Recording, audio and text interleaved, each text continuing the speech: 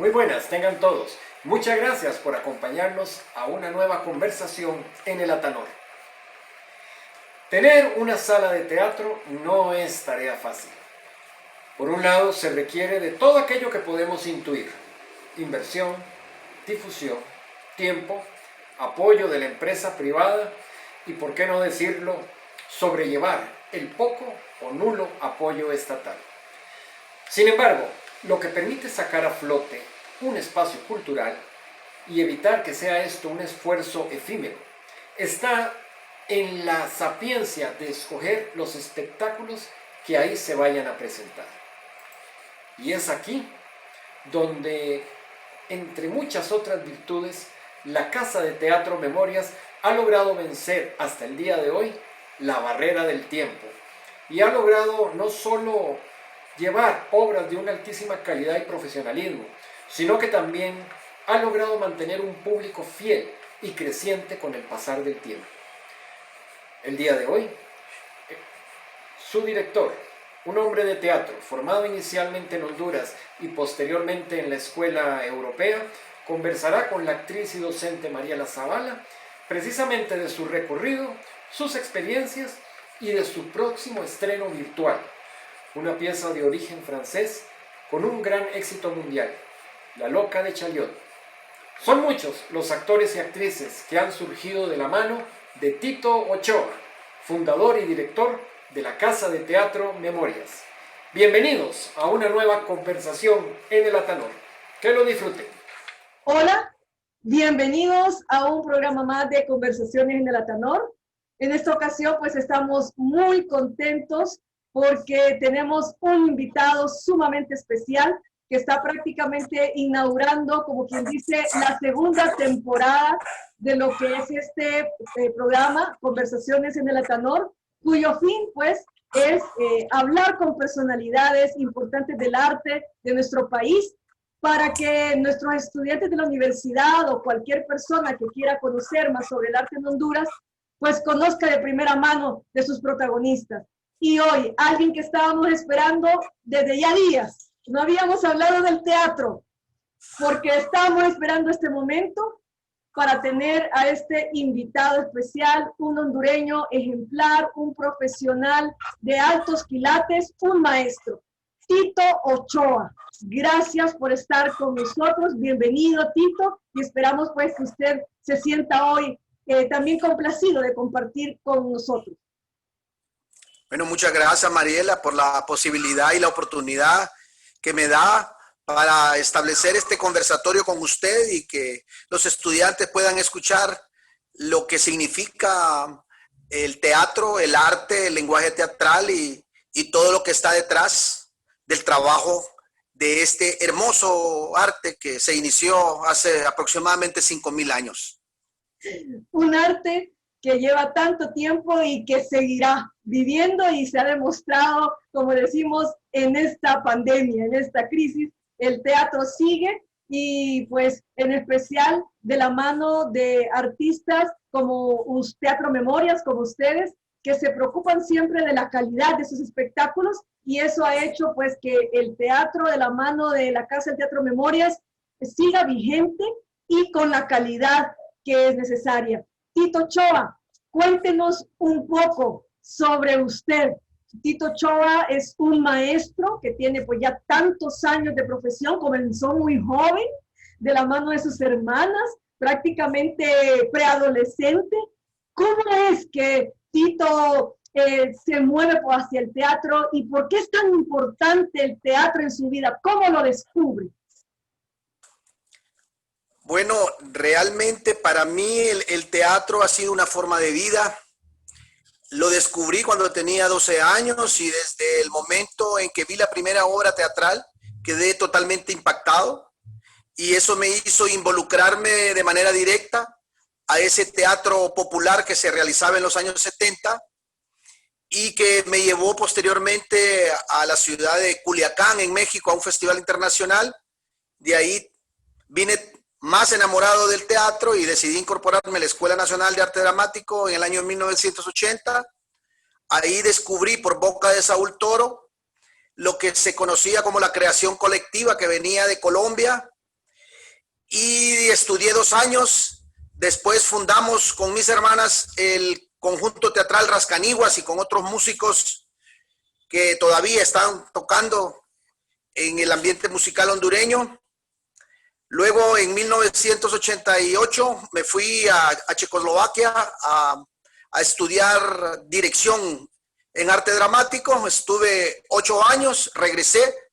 Fui director de la Escuela Nacional de Arte Dramático, donde durante 3 años transformé lo que era la escuela en un centro de formación para promotores de teatro, en un centro de formación de actores y directores.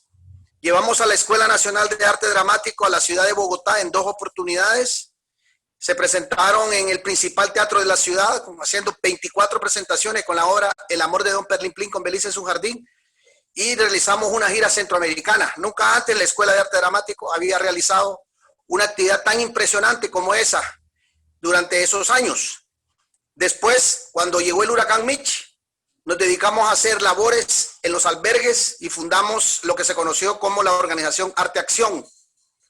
En el año de 1999, pues me fui a la ciudad de Colombia, de Bogotá, Colombia, donde permanecí durante 7 años. Fui invitado en el Teatro Nacional de Colombia a presentar la obra La señorita Julia de Strindberg. Realicé 8 montajes del teatro clásico adaptado para lenguajes juveniles. Y luego en el año de 2008 regresamos con mi esposa Irma López y continuamos la labor de lo que se conocía como el Teatro Memorias hasta fundar lo que se conoce ahora como la Casa del Teatro Memorias, que es el centro, digamos, teatral que ha venido un poco a cambiar las formas de lo que se venía haciendo en el teatro. Es un teatro que se dedica de manera profesional al montaje, investigación y creación de obras teatrales. Y es un espacio también de investigación y de formación. Junto con mi esposa, Ima López, efectivamente, que es la productora y la coordinadora de la Muestra Centroamericana de Teatro, es que se ha hecho posible, junto a la cooperación con COSUDE, la labor de esta importante sala que ha venido a cambiar el paradigma. Y también, ¿verdad?, con la participación de importantes actores del medio, como José Luis Recinos, como Mariela Zavala, como Jim Navarro, como Gabriel Ochoa, como Yanendra Portillo, como Marey Álvarez, como Fabricio Raudales, a ver si no se me queda uno por ahí, como Bruno Valladares, es decir, con tantos actores que hacen posible, ¿verdad?, que la Casa del Teatro Memoria funcione. Una gran labor, tantos años, Tito, en el teatro en Honduras, y no solamente con nosotros, también fuera del país. Es impactante conocer, imagínense a grosso modo, ya no digamos si nos fuéramos a cada detalle de cada una de las experiencias que usted ha vivido. Pero háblenos un poquito sobre la importancia de ese impacto, de ese primer impacto al momento de que un niño de 12 años como usted, es tan importante que la niñez, la juventud, no digamos ya en la edad de la madurez, si esté en el contacto permanente de una actividad artística y teatral? ¿Cuál es esa importancia, Tito? Como para que usted haya decidido irse hasta Praga y tener, pues, es una experiencia de vida fuerte, porque no es que fue de regalado ni becado, fue toda una aventura para usted, una decisión, una fortaleza también emocional para traspasar muchas barreras, inclusive de idioma. Y pues, ¿de dónde sale esa fuerza? ¿Por qué el arte y el teatro en un país es tan importante su desarrollo? El desarrollo de cualquier país se mide por varias aristas. Por el nivel económico, por el nivel educativo, por el nivel cultural, por el nivel social, por el nivel artístico, por los sistemas de salud, por la infraestructura. Es decir, cuando hablamos del desarrollo de un país, hablamos de un desarrollo integral. El cuerpo social es como un cuerpo, se tiene que desarrollar de manera compacta, completa e integral. Si sucede que el cuerpo solo estamos desarrollándole la cabeza o solo estamos desarrollando el estómago, o solo estamos desarrollando las extremidades, pues entonces lo que tenemos es un cuerpo social deforme. Lo que ha sucedido en el transcurso de la historia latinoamericana en general, no voy a hablar solo específicamente de Honduras, es que los gobiernos no han sido capaces de articular precisamente este desarrollo integral y han dejado mucho de lado el desarrollo de las artes y de la ciencia, realmente, ¿verdad? Que son específicamente las dos formas del conocimiento que hacen posible la objetivización de la realidad, que permite a la gente ver sus problemáticas como si fuera un espejo, tratar de analizarlas y tratar de superar los obstáculos que devienen de esos análisis de investigación, de esos análisis científicos y de esas obras artísticas donde se objetiviza y se muestra la realidad de los pueblos. Como no hemos podido y no hemos tenido una política artística integral que incluya al arte y la cultura como una pieza fundamental para el desarrollo del país, es lo que tenemos realmente como nación. Un país totalmente desarticulado, un país con poca institucionalidad, un país donde se está inventando cada 4 años o cada 10 años viene un nuevo gobernante, cambia lo que estaba haciendo y empieza nuevamente a crear nuevas reglas del juego. Entonces el arte como cualquier actividad humana, específicamente de creación de conocimiento, es el que permite a las sociedades conocerse, verse y relacionarse con los demás pueblos. Y de ahí la importancia del arte en los países desarrollados. Y lo vemos en los países de Europa, lo vemos en Estados Unidos, lo vemos en algunos países latinoamericanos que tienen alguna que otra política, digamos, en relación a la cultura y al arte, mucho mejor que lo que nosotros tenemos en Honduras.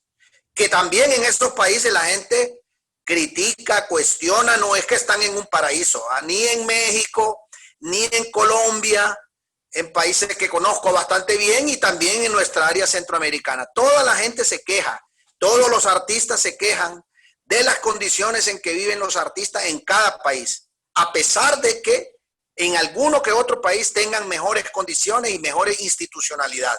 Pero aún así, el artista siempre, de una u otra manera, en nuestros países vive en una situación de riesgo, vive en una situación de calamidad, donde es casi imposible obtener un empleo seguro y digno.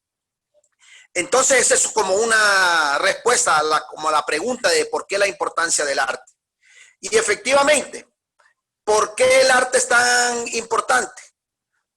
Porque es una forma de conocimiento. Ahora, ¿quiénes son los que hacen el arte? Pues el arte lo hacen los artistas.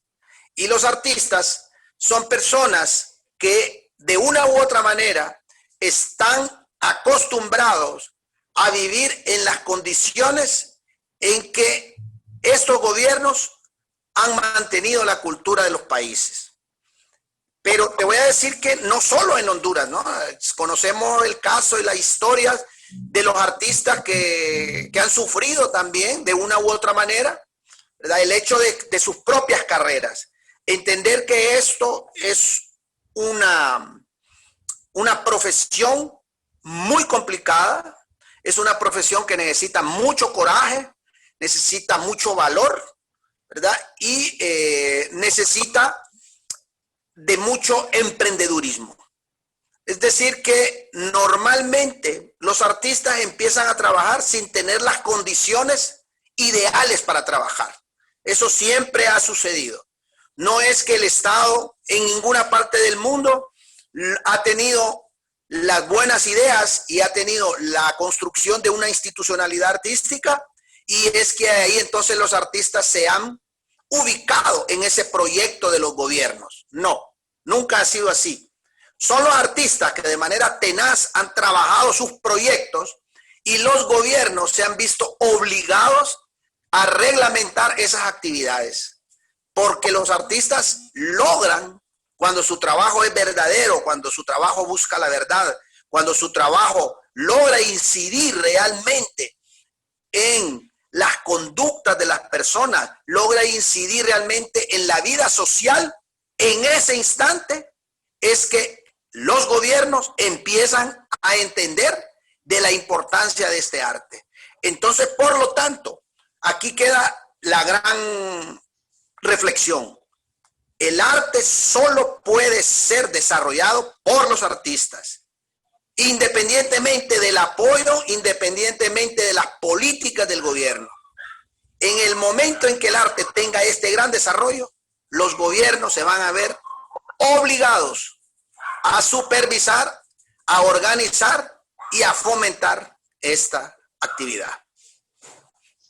Muchas palabras que involucra el término arte. Y usted hablaba de una de tantas, ¿verdad?, que hemos hablado nosotros en clase, la relación del arte con la verdad. Y es ahí cuando hablamos de que la estética, que viene siendo pues el estudio de la belleza y del arte, no puede existir sin la verdad.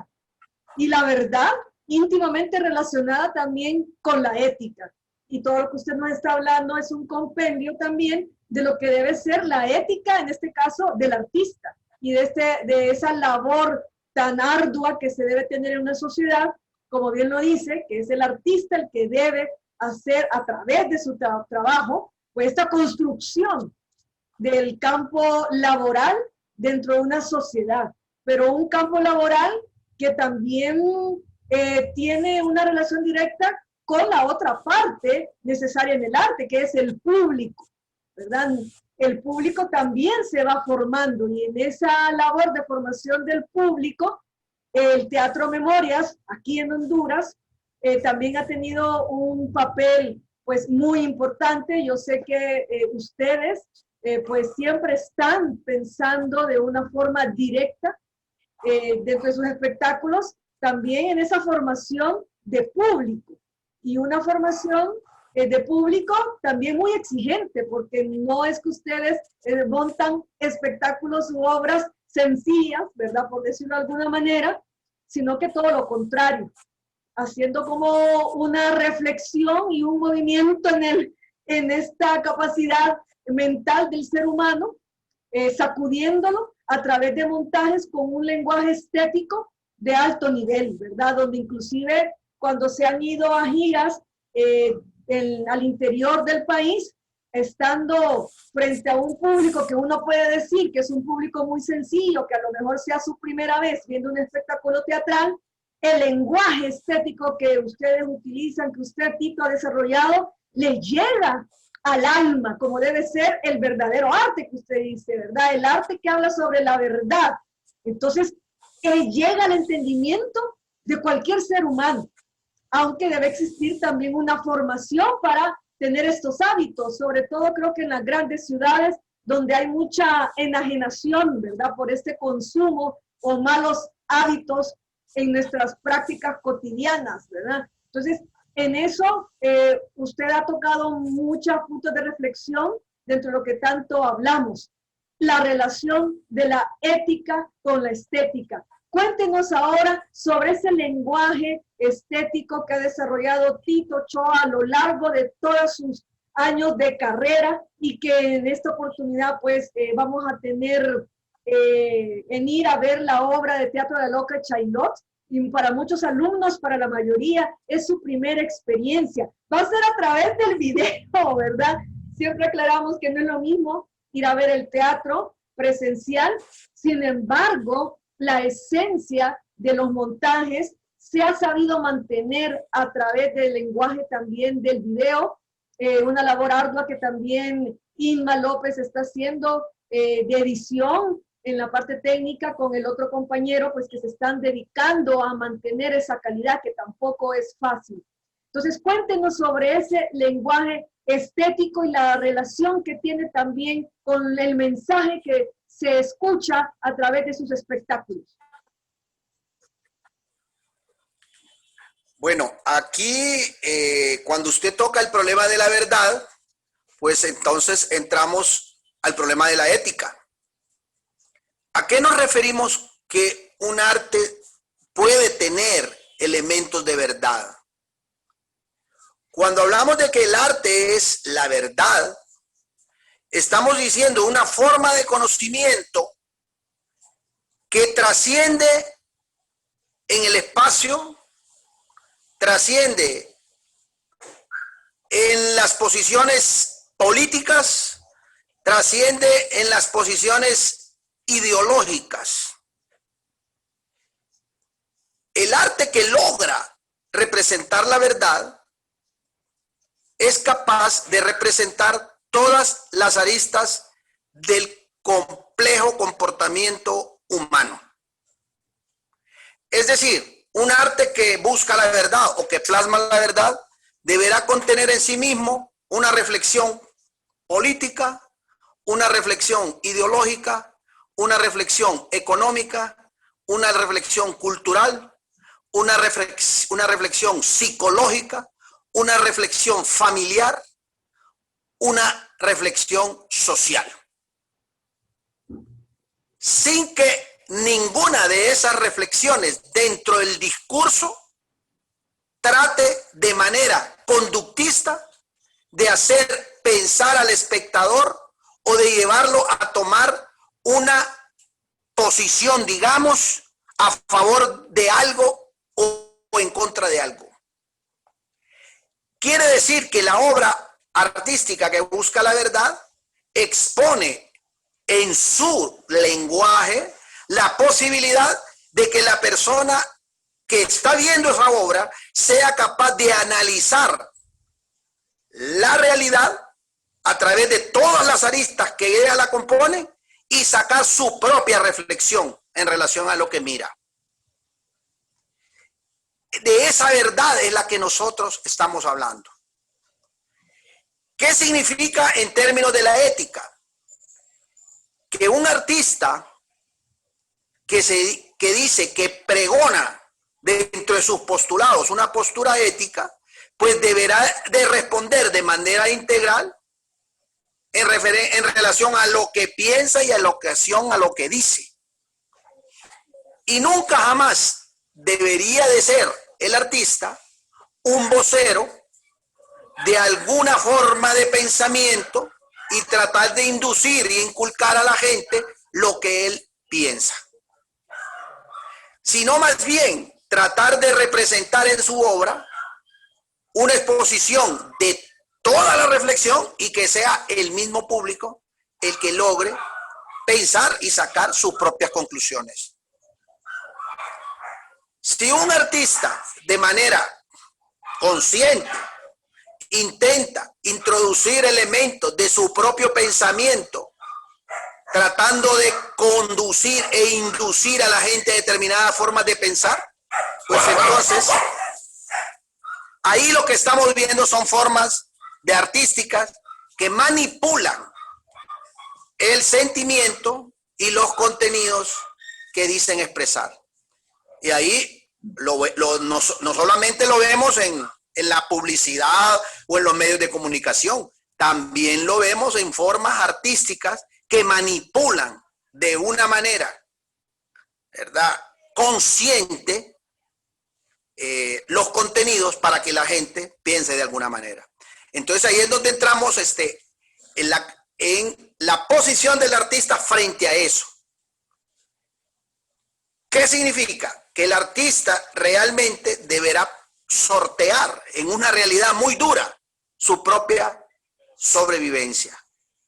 Deberá lograr hacer un lenguaje que logre analizar todas las aristas del fenómeno y que el poder, ¿verdad?, o cualquier forma de subvención no lo codifique y no lo restrinja en su propia visión, ¿verdad? Entonces eso es lo que tiene que ver con la ética, porque la prostitución está en todos lados.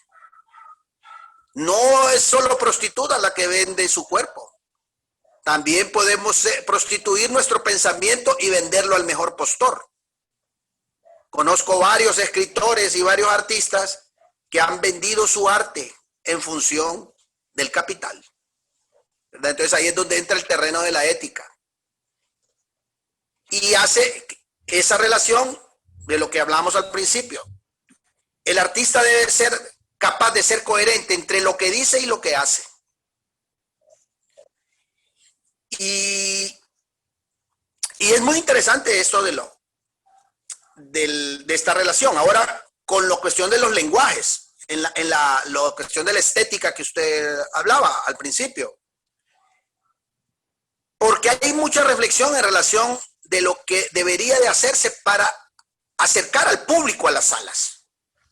¿Cómo logro hacer yo un arte de una reflexión profunda, pero que sea un arte que le guste a la mayor cantidad de personas y que vengan a verlo? Porque nosotros no queremos ser de esas vanguardias que dicen que no les importa el público. Como aquellos artistas y teatristas que dicen, yo hago teatro para mí, y si el público no le entiende, pues a mí no me importa. Es decir, hay muchas reflexiones en relación a esas vanguardias. A nosotros nos interesa que el público vaya a nuestra sala y, como usted decía, pueda discernir y diferenciar diferentes estilos y diferentes formas de teatro. No queremos hacer un arte vacío, no queremos hacer un arte superficial, no queremos hacer un arte manipulador. Queremos hacer un arte que busca la verdad. Queremos hacer un arte donde se pongan todas las aristas que le acabo de mencionar. Y queremos tener un alto nivel interpretativo. Pero también queremos llegarle al niño, al joven, al adulto. Queremos llegarle al obrero, al maestro, a la gente del barrio, a la gente del campo. Le queremos llegar a la clase media. Queremos llegar a los estratos altos.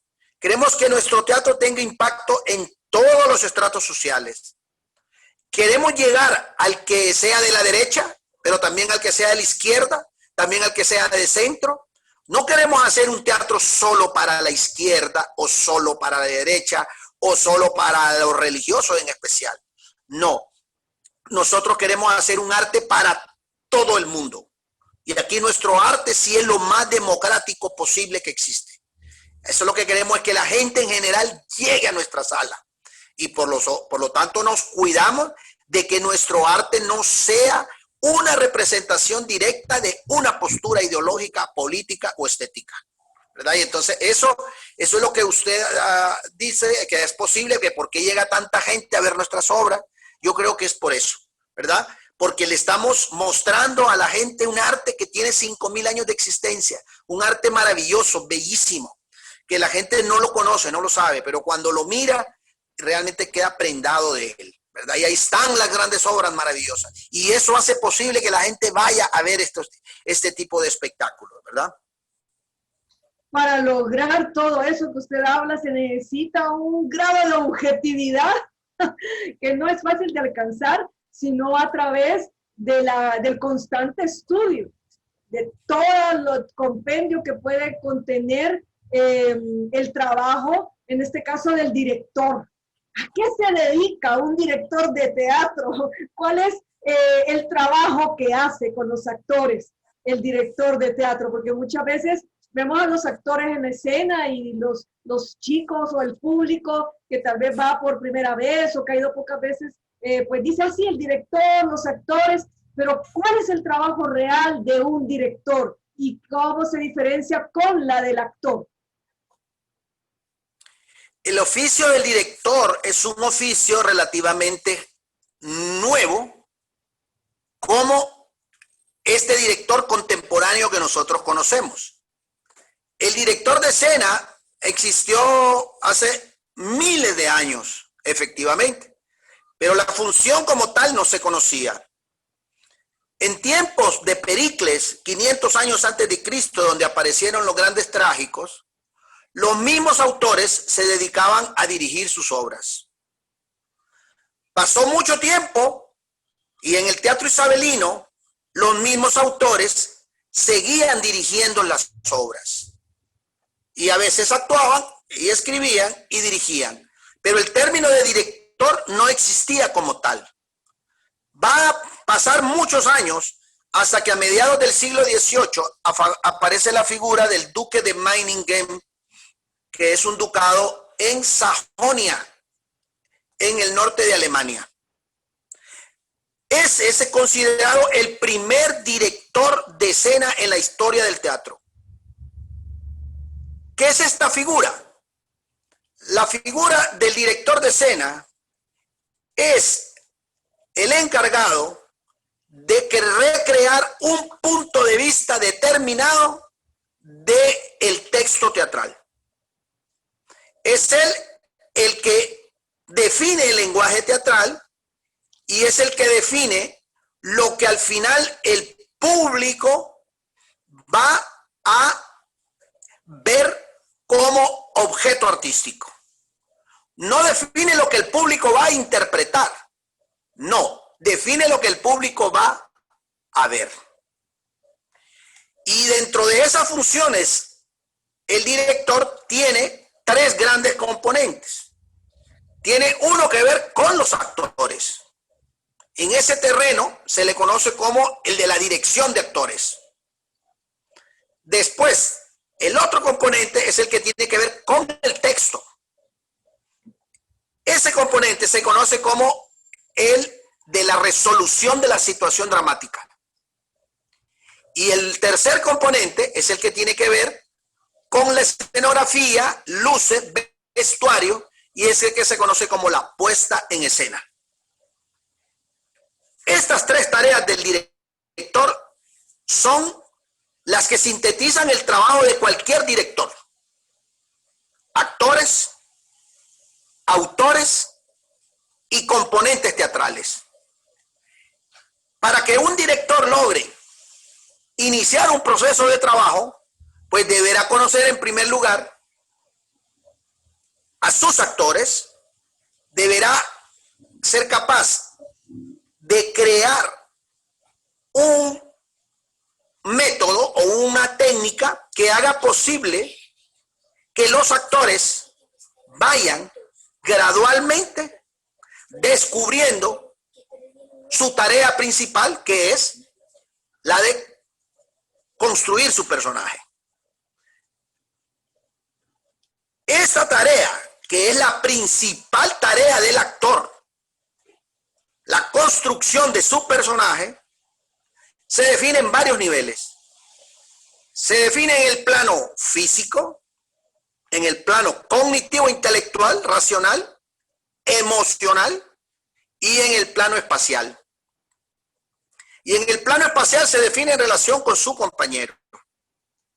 Todo esto, de manera paulatina, va haciendo que el actor vaya descubriendo las acciones que permitan hacer la creación de su personaje. La función del actor es la creación de su personaje. La función del director es ayudarlo a que vaya de manera paulatina a descubrir este personaje. ¿Y este personaje qué tiene? Este personaje tiene acciones que se van descubriendo en relación al texto, en relación al compañero y en relación al espacio, pero también en relación al pensamiento del personaje y también al sentimiento de los personajes. Este trabajo, que es el trabajo del actor, no se debe confundir con el trabajo de las resoluciones de las situaciones que están directamente relacionados con el trabajo del director. La resolución de las situaciones es un trabajo que el director ejecuta y que puede ser también ayudado por los actores en su ejecución.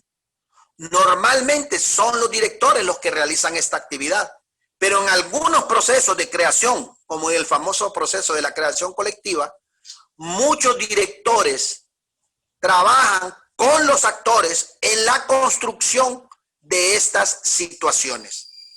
Pero no solo en el método de la creación colectiva, también hay directores que son apoyados y ayudados por los mismos actores para construir escenas, develar situaciones que el mismo director es incapaz de realizar y con la ayuda de ellos logra construir esas situaciones. Luego el último componente sería el de la puesta en escena, donde el director tiene que trabajar con el vestuarista, con el escenógrafo, con el músico, con el luminotécnico, ¿verdad? Para trabajar lo que para mi gusto y entender se realiza, digamos, al final del proceso, pero con una investigación previa desde el inicio, ¿verdad? Entonces, eso sería como el trabajo del director, a mi entender, ¿verdad? Y lo que debería de hacer en relación al trabajo con los actores. Dice, a mi entender, y con tantos años y su especialidad que ha estudiado, más bien es usted toda una autoridad para contarnos a nosotros más bien de qué se trata ese trabajo. Y definitivamente vamos entendiendo todos los elementos que comprende una obra de teatro. Es decir, cuando nos sentamos como público, como espectadores, frente al hecho teatral, son cada uno de estos elementos nos está contando algo, nos está diciendo algo. Entonces significa que en este caso, usted como director, una luz no la coloca ahí solo porque sí, sino que hay todo un análisis, ¿verdad? Todo un estudio y una razón del por qué está ahí, ¿verdad? Desde una cuestión incidental o accidental, ¿verdad? Que tal vez solo esas luces se tengan, pero que con esas pocas luces que se tengan, debe crear todo un lenguaje, hay un significado. Cada cosa está en su lugar porque dice algo al espectador, ya sea de una manera racional o de una manera emocional, ¿verdad? Porque cuando estamos sentados como espectadores, el arte le habla a las emociones, ¿verdad? Cuéntenos, cuando usted está como público, Tito, cuando llega a una sala de teatro a ver un espectáculo que no es suyo, y a partir de ahí contarnos cómo debemos nosotros asistir como público que quiere ir a disfrutar de un espectáculo teatral. ¿Cómo es esta relación del público? ¿Con qué actitud? ¿Cómo debemos asistir? Bueno, aquí usted entra en el terreno de la percepción estética. Entra en el terreno del gusto estético. Entra en el terreno de cómo percibimos o cómo deberíamos ver los objetos artísticos o cómo deberíamos analizarlos o cómo podríamos definir el gusto estético. Y aquí es un debate muy grande y es muy interesante porque imagínese usted que a una persona que nunca ha visto una pintura le pongan una pintura de Picasso. Esa persona que nunca ha visto una pintura y ve una pintura de Picasso, en el momento en que lo mira, si no ha tenido nunca una relación con la pintura ni con el estudio, podría sacar conclusiones diciendo que él podría hacer esa pintura. He escuchado esa opinión de muchas personas. Lo mismo pasa con una obra de arte, con una obra de teatro. Si usted le pone a una persona una obra de teatro de corte vanguardista, digamos, en el teatro parecido al cubismo o al surrealismo, pues las personas van a tener un tipo de percepción en función de lo que han visto o de su propia experiencia o de lo que han experimentado. ¿Qué significa eso? El primer gran esteta que existe y que se conoce y que introduce el término estética se llama Benedetto Croce y hace precisamente una definición de qué es el gusto estético. Él dice que no todos tenemos gusto estético, que todos tenemos gusto. Como dice el dicho, como es que dice, gustos y disgustos, cada quien loco con su tema y que cada quien puede tener lo que quiera.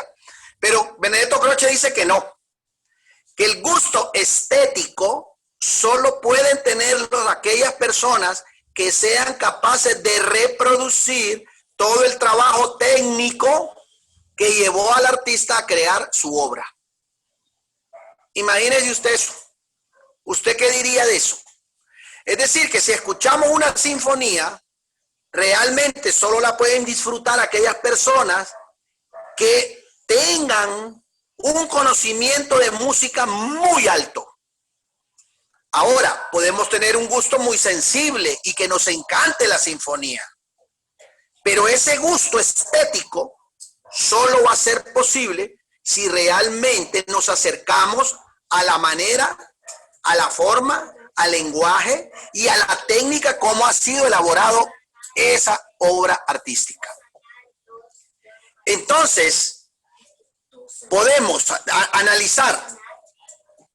analizar la cuestión de qué significa esto del gusto estético. Cuando voy y veo una obra de teatro, pues efectivamente no soy un espectador común. No soy un espectador que no haya visto teatro. He visto muchísimo teatro. Entonces de ahí viene la importancia de que la gente venga al teatro y mire todas las formas de teatro que existen para que pueda desarrollar ese gusto estético. Pero no solo con el teatro, con la pintura, con la música, con el cine. En la medida que este público se vaya introduciendo, incorporando y viendo más formas artísticas, en esa medida su gusto estético se va a ir mejorando. Es decir, si nosotros nos vamos a los inicios del teatro, vamos a decir en primer lugar que el teatro en Grecia y que el teatro en el período isabelino en Inglaterra o en los corrales españoles eran escenarios vacíos. No había escenografía. Lo único que había era un actor que decía un texto. Eso forma parte de esa estética. También decir que el vestuario de esa época no tenía un estudio histórico en su representación. Las obras de Shakespeare eran representadas con vestuarios de su época. Es decir, que Cleopatra y Marco Antonio no tenían trajes romanos, sino que tenían trajes ingleses en un espacio vacío. ¿Cuándo aparece la escenografía? Aparece muchísimo después, 3 siglos después. Y empiezan los escenógrafos a llenar el escenario de objetos, de pinturas, de mesas, de sillas, de ventanas, de cosas, y empiezan a atiborrar el escenario de un montón de cosas. Y muchas de las cosas se perdían en la actuación porque la gente quedaba viendo una escultura genial que habían puesto ahí, o una pintura maravillosa. Y entonces mucho de ese espectáculo se divagaba para ver los elementos que habían puesto de escenográficos y de vestuario. Después vino la respuesta a eso. Con el naturalismo dijeron, vamos a quitar todos los telones pintados y vamos a reproducir la realidad como la realidad misma lo es. Vamos a hacer una fotografía. Y empezaron a copiar las casas como eran las casas, las carnicerías como eran las carnicerías. Y pusieron exactamente la carnicería, pusieron exactamente la casa o el apartamento. Después vino otro y dijo, no, eso no. Volvamos al espacio vacío. Y Peter Brook escribe su famoso libro, El espacio vacío. Entonces, todos estos son elementos que nos permiten descubrir que el teatro ha tenido una transformación constante. ¿Ya? Y entonces, no es lo mismo ver una obra de teatro clásico, ver un drama de finales del siglo XIX, o ver una obra del teatro del absurdo de los años 50, o ver una obra surrealista. Lo mismo pasa con la pintura. No es lo mismo ver una pintura realista, a ver una pintura impresionista, a ver una pintura cubista, a ver una pintura surrealista. En cada una de estos estilos y artes vamos a descubrir todo el proceso histórico que ha llevado a la pintura a formar y a deformar la figura humana. Y lo mismo pasa con el teatro. Todo el proceso que ha llevado a crear formas realistas en la representación, a crear formas expresionistas y teatrales en la representación. Todo ese tránsito es muy importante entenderlo para luego percibir, como decía Benedetto Croce, de manera estética. Solo llevando la historización del arte vamos a poder llevar un gusto estético mucho mejor que aquel que no tenga ese estudio sobre el arte. Ahora, efectivamente, nosotros llevamos el teatro a toda la gente. La llevamos a los campesinos, la llevamos a los obreros, la llevamos a todo el mundo. Y hay formas de percepción y hay formas de análisis que la gente al ver una obra de teatro logra comprender y analizar por los poros, por sus sentimientos, por su corazón. Y también ahí el arte juega un papel importante. Porque la música es el arte de los sentidos. La música no es el arte del intelecto. Pero el teatro es el arte de los sentidos y a su vez es el arte del intelecto. Tiene las dos, como diría Nietzsche. ¿Verdad? Entonces, todo esto es una reflexión en función de eso. ¿Qué le podría decir al espectador? Pues sí, que vaya al teatro y que lo mire y que trate de descubrir todo lo que podría descubrir en una obra, el contenido, la forma, la historia, la actuación, las luces, la escenografía, el vestuario, y darse cuenta cómo están estructurados y amalgamados, porque eso también tiene una explicación histórica. En una época se consideraba que el arte teatral era un arte de componentes y que deberían de estar todos subordinados al contenido de la obra. Por ejemplo, si considerábamos que un personaje era bueno, pues ese personaje debería de tener un vestuario bueno, una música buena, un gesto bueno y debería de ser su rostro bueno y si pudiera ser guapo o bonito. A su vez, el personaje malo debería de tener una cicatriz, debería de ser feo, debería de tener un gesto malo, debería de tener un vestuario negro, debería de tener una música de malo. Esto forma parte de un tratado del teatro y todavía lo podemos ver en las telenovelas y todavía lo podemos ver en algunos teatros. No conocen, o efectivamente no es que no conozcan, no está propuesto el tema de la paradoja, que sería lo otro, o de la contradicción. Y entender que un personaje malo no necesariamente tiene que ser feo. No, un personaje malo puede ser muy bien vestido, con un rostro angelical y tener una voz muy suave y aparentar ser muy bueno. Y puede ser muy malo.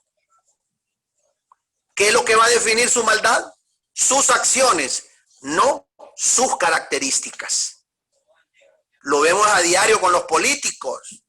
Lo vemos a diario lo mentirosos que son. Lo vemos a diario que son personajes que tienen una apariencia, pero que en realidad accionan de otra manera. El teatro ha sufrido esa transformación. Y en una época se pensó que la gente con cara de malo eran malas. Y la gente con cara de bueno eran buenas. Y todavía sigue funcionando en los pueblos cuando llegan los políticos. Los políticos de Tegucigalpa con saco y corbata, bien peinados, bien ajustados, y la gente los admira por eso. Funciona la imagen. Pero son sinvergüenzas, son mentirosos, son ladrones, son sociópatas, son asesinos, son narcotraficantes. Pero las figuras no aparecen como tales. Es muy hermoso cómo plasmar esa realidad o esa verdad, como usted lo dice, Y definitivamente en este montaje de La Loca de Chaillot, eso se mira de una manera muy concreta, directa, pero también muy entretenida. Bueno, yo participo en la obra, ¿verdad? Nunca la he visto, sin embargo es mi obra favorita, siempre lo he dicho. Tiene unos textos maravillosos, pero una puesta en escena también muy hermosa, y sobre todo porque usted también en este trabajo dramatúrgico logra colocar algunos textos o algunas situaciones en los cuales los hondureños podemos sentir identificados algunos momentos concretos históricos y no tan lejanos que han sucedido en nuestro país. Esta obra prácticamente también es un homenaje a todas estas personas que han luchado socialmente en algunos campos en la defensa de los derechos, ¿verdad?, humanos, territoriales, etcétera, y que han sido inclusive callados de una manera violenta.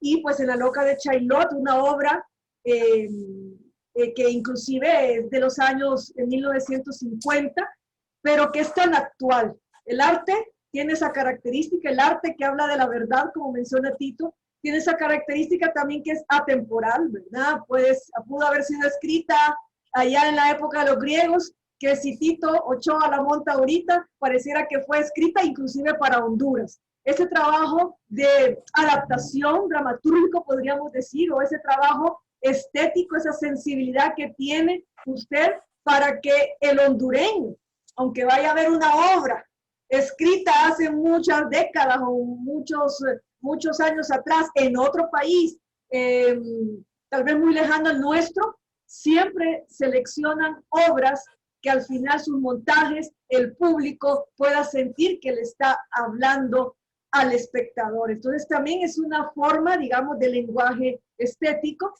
donde en este caso, pues con esta obra, la gente va a poder discernir o ver claramente situaciones de nuestro contexto, inclusive lastimosamente actual. Háblenos un poco para ir terminando sobre lo que es el montaje de La Loca de Chaillot, la pertinencia de esta obra y cómo pues todo ese proceso desde la selección, por qué la escogieron y pues todo este planteamiento sobre la verdad que plantea Tito Ochoa con esta obra. Sí, aquí el tema de la pertinencia, como usted lo apunta, es muy importante. La escuela checa tiene en su programa de estudio como leitmotiv la pertinencia y la creación de lenguajes teatrales que puedan tener sentido para el público contemporáneo. En la escuela checa, en los planos de estudio, está muy claro que el director y el actor que ellos quieren formar es aquel que logra tomar los textos clásicos y adaptarlos a la realidad contemporánea de sus países. Ellos jamás están pensando en sus planes de estudio en formar un actor o un director que busque de una manera histórica hacer montajes reliquia o como decir cómo se hacían estos montajes hace 100 años y lo vamos a reproducir exactamente así como eran. En los mismos planes de estudio que usted tiene ahí en la carrera de teatro de Praga, está estipulado eso. Es decir, que nosotros en la Casa del Teatro Memoria, cuando tomamos un texto, lo hacemos en función del país, lo hacemos en función de la historia, lo hacemos en función de sus luchadores, lo hacemos en función de lo que está pasando en el país. No nos interesa hacer una reliquia histórica ni una reproducción de algo que pasó hace mucho tiempo. Y es por eso que encontramos y descubrimos que La Loca de Chaillot hablaba del tema de la lucha de una mujer que está loca y que se enfrenta a fuerzas poderosísimas que quieren destruir su hábitat, que quieren destruir su entorno y que quieren destruir su territorio. Ella se enfrenta a los representantes de grandes compañías extractivistas que han descubierto grandes yacimientos de petróleo en el subsuelo de su ciudad. Y ella se enfrenta sin tomar en cuenta las consecuencias que eso pueden llevar. Eso solo lo puede hacer una loca. La gente que lucha contra los molinos de viento, la gente que lucha contra los grandes representantes del poder mundial, solamente pueden estar locos. Porque ya de por sí saben de que esa batalla podría ser inútil. Es decir, la loca es una Quijota, es la Quijota femenina. Y así como la loca de Chaillot, nosotros tenemos grandes locas en Honduras. Grandes locas que lucharon contra esas grandes empresas. Empezando por Visitación Padilla, ¿verdad? La gran Chona, que se enfrentó a la intervención norteamericana a principios de siglo. ¿Verdad? Pero también tenemos a Josefa Lastidi, la esposa de Morazán, que apoyó a Morazán en todo y le entregó todos los bienes que tenía para apoyarlo. Pero también tenemos a una gran loca en Honduras, a Clementina Suárez, que en 1947 se ponía minifaldas y escandalizaba a toda la sociedad de Tegucigalpa. Clementina Suárez, que tiene el gran poema Combate, que está dentro de la obra.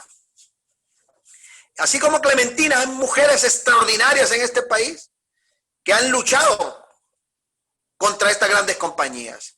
Pero también en el arte tenemos grandes mujeres, ¿verdad? Como Mercedita Agurcias, como Lucio Ondina, como Leticia de Oyuela, como todas estas grandes mujeres que se han sido luchadoras. Entonces, para nosotros es un homenaje a estas mujeres. Y la última de estas grandes luchadoras, Janet Caguas, asesinada por defender la bahía de Tela, o Berta Cáceres por defender el río Hualcarque. Y eso es La loca de Chaillot, una obra escrita en 1943, en plena ocupación nazi en París. Pero aparte de eso, de La loca que se enfrenta a estas compañías extractivistas, también hay un análisis muy importante sobre las relaciones en la cadena del valor, en la cadena productiva y en la cadena de comercialización. Ahí se analiza de manera concreta cómo los grandes centros de poder industrial y empresarial global hacen que la comercialización sea más importante que la producción. Entonces nos damos cuenta cómo todos los países de América Latina han sido separados para producir postres. Nos llama la economía del postre. Cuba el azúcar, Centroamérica bananos, México petróleo, Colombia petróleo. Y eso hace que nuestras economías sean economías de subsistencia. Porque el producto que nosotros producimos ya en el mercado laboral, ya en el mercado global mundial, no puede competir con los productos ya industrializados y procesados. Entonces de ahí ponemos el famoso ejemplo. Un quintal de café cuesta $100, pero ya puesto en el mercado, digamos, europeo, una taza de café cuesta 5 euros o 10 euros. Casi lo que cuesta el quintal. Entonces, ahí en la obra se manifiestan estas relaciones económicas. Hay un análisis sobre la representación y la producción y cómo los representantes se llevan la mayor cantidad de dinero en relación a los productores. Hay una reflexión también sobre los representantes de los artistas, donde los representantes de los artistas se llevan más dinero que los mismos artistas. Y de eso conocemos un montón de casos, ¿verdad? El gran cantante Héctor Lavoe, ¿verdad? Que usted escucha la música, la salsa, impresionante. El hombre murió en la miseria. O el mismo Miguel de Cervantes Saavedra, que murió en la miseria y que a él le pagaron para escribir su libro, pero después el Quijote se vendió muchísimo y a él nunca le dieron dinero por eso. ¿Verdad? Lo estamos viendo ahora, digamos, en países como Colombia o México, donde los actores trabajan en una telenovela, les pagan por filmarla, pero después nunca reciben dinero por eso después. ¿Verdad? Entonces, Eso es lo que vemos como los productores del arte, ¿verdad? Son explotados también por esos representantes artísticos que se llevan la mejor tajada, ¿verdad? Entonces, en la obra hay un análisis diverso, artístico, como les digo, político, económico, social, pero todo se desarrolla en un ambiente del delirio de esta mujer. Entonces, al final no sabemos si es real o es ficticio. Y ahí es donde entran los terrenos de esta obra, cómo está estructurada. Esta obra tiene elementos surrealistas, esta obra tiene elementos realistas, esta obra tiene elementos del absurdo, esta obra tiene elementos del teatro político, ¿verdad? Esta obra tiene elementos del teatro psicológico. Y eso es lo que la hace maravillosa y hermosa, con una estética impresionante, ¿verdad? Pero existe toda esa reflexión en relación al poder, el dinero, ¿verdad?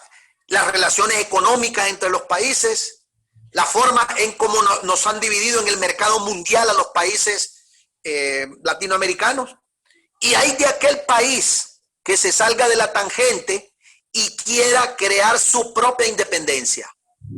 Es bloqueado, es aislado y es sometido, o si no, es invadido, ¿verdad? Cualquier país, y esto es la historia de América Latina, desde las primeras invasiones de Estados Unidos, ¿verdad? Es decir, de las primeras invasiones en Honduras con la llegada de los marines a principios de siglo, pero después el derrocamiento de Jacobo Arbenz en Guatemala, ¿verdad? Como él había querido nacionalizar las grandes industrias extractivistas que habían impuesto ahí Estados Unidos, y a raíz de eso se le dio golpe de Estado.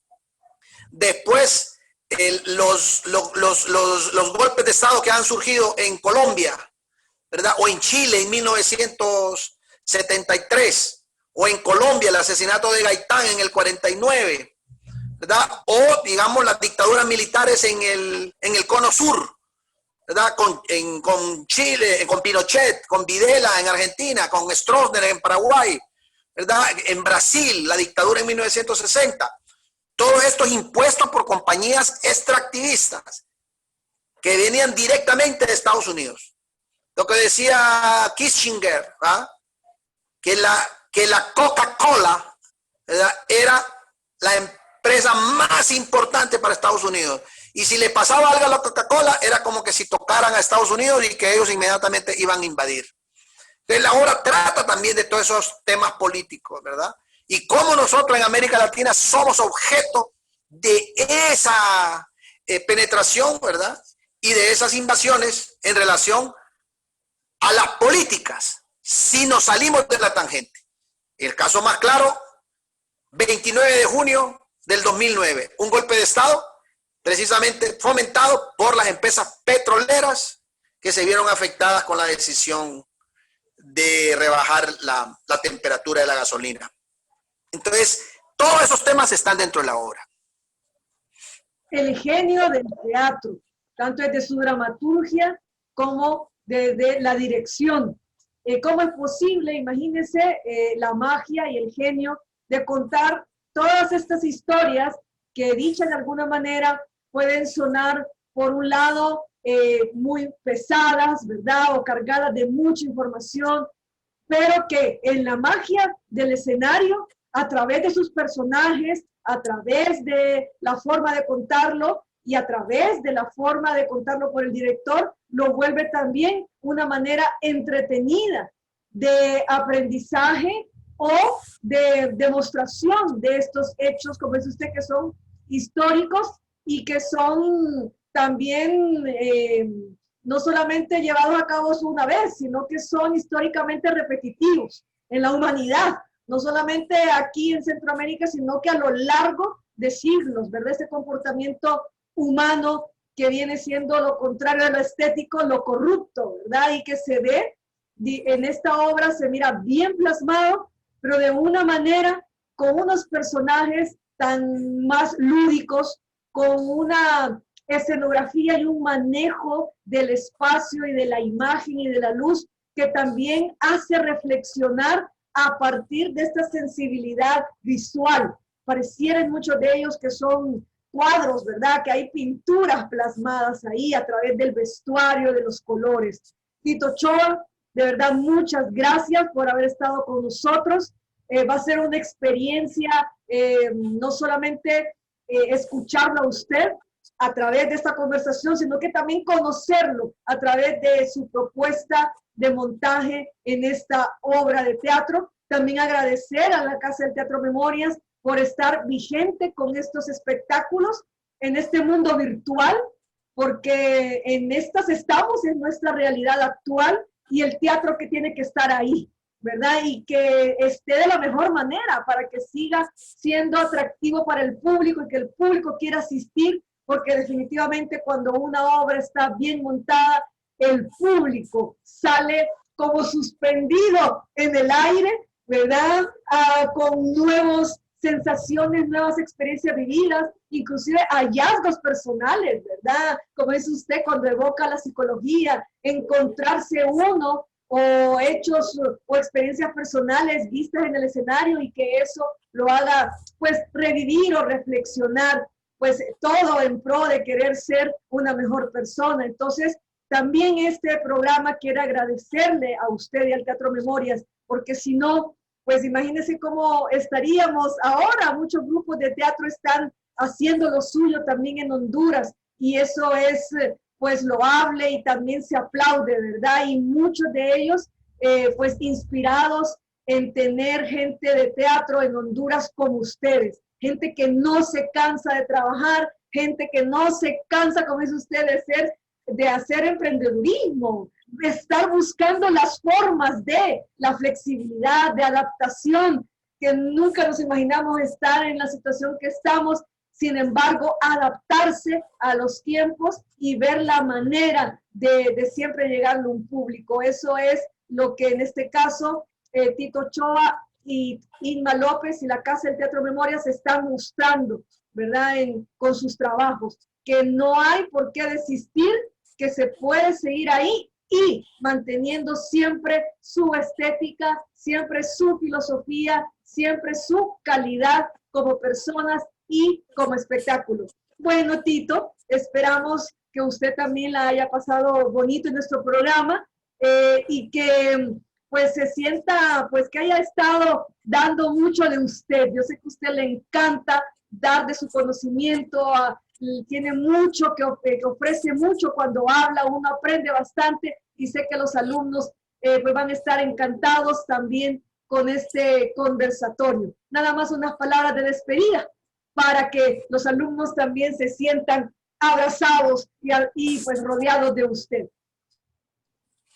Bueno, muchas gracias, Mariela, y bueno, decirles a todos los muchachos y muchachas que vean la obra y después vamos a tener una oportunidad ahí de analizarla a través de un foro teatro donde ustedes van a poder preguntar acerca de lo que hace esto.